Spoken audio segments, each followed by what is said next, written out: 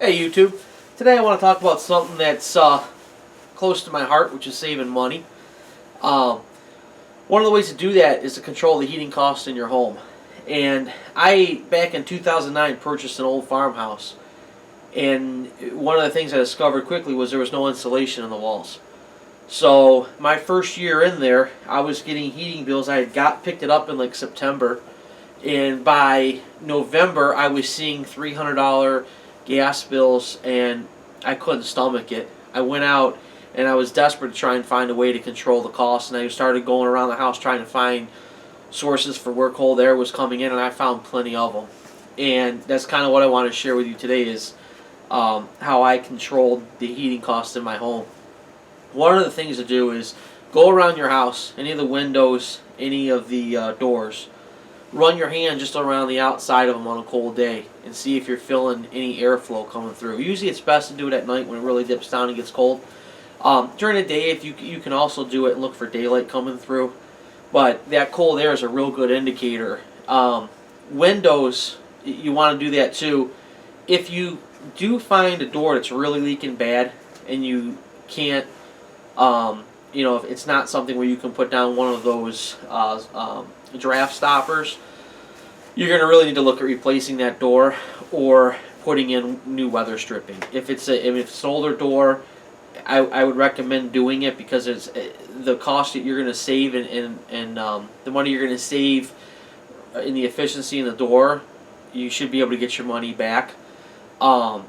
If it's a newer door and it's doing it, you can play around with weather stripping. The problem is once you start adding weather stripping to a door, they have a tendency to kind of kick out at odd angles, and you fix one leak and sometimes open up others. So that's something to keep in mind. But as far as windows go, quick fix is to go ahead and put that plastic seal stuff that they sell. They have all different brand names out there. It's the heat shrink stuff. You basically put the double-sided tape around the window, put your plastic on it, hit it with a little bit of a heat gun. It seals up nice. It gives you a good 2, 3, 4-inch air barrier in there. And I noticed a dramatic difference when we did that. The other thing that I did is I invested in a wood burner. That's not going to be for everybody. Under one of my other videos, if you just look on my account, you'll see I did a review of a 2500 series wood burner from the United States Stove Company. The way I did it. I was desperate, and I actually live in the burbs. I'm not out in the sticks anywhere. My first year, I was burning pallets. I was burning. I had somebody come in and drop off some slab wood, which is the leftovers from a lumber mill, and you have to cut them up. But to me, it made sense because I took with that. Doing the tricks I'm telling you guys about, just kind of catching some of the drafts, sealing off my windows, and then throwing in the wood burner, I took heating bills from $300 plus a month down to about $50 a month. So depending on where you live, you can. That's a substantial savings. I mean, here I'm actually in Ohio, and our winters run basically 6 months out of the year. But it varies. The brutal times are usually December, January, February, and into March. It just depends on what you're getting. But usually those December, January, February are the worst.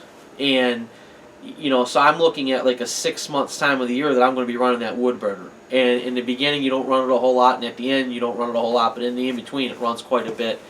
I do that.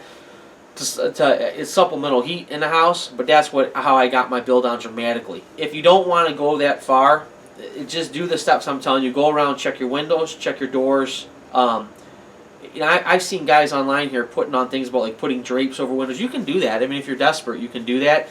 But that plastic does the job just as well, I think, as putting up a drape or hanging over some kind of a comforter or something over top of a window. I mean, that would work in a pinch. But I wouldn't recommend that in the long run. I think that plastic works just as well. And another thing to do, once you've gone around and checked all your windows, you've checked your doors, check your outlets out. Because a lot of times on the outside walls, those electrical outlets, when they put the box in, they pushed all of the insulation away. And now you've got an opening to the outside wall there where there's no insulation. And a lot of times you'll just sometimes you can feel cold air rushing in. A quick fix for that is they sell insulated cover plates. So you just buy the matching cover plate and there's actually an insulated barrier you can stick behind it. They're cheap. It's a little piece of rubber. You stick it on there, put your cover plate over it, and that helps trap that heat from penetrating back into the house. It'll still be in the wall cavity, but it won't get it as bad as wood leaking into the house. Trying to keep this short. Basically that's a quick way to knock some of your heating bills down. One other thing I've seen online, and that it does work, and I do this in my house, is if you're not using a room, shut the door to that room, and you can close the heat vents too. The only thing you got to be careful with is if this is a room that butts up against a wall that you know is a wet wall, something where they have pipes running through it for like a bathroom, if there's a bathroom nearby, or if it is a bathroom, I would be careful letting that room get too cold. If you're in an area where it really, really gets cold, you still need to have heat in there, because the last thing you want to do is get pipes bursting in the wall.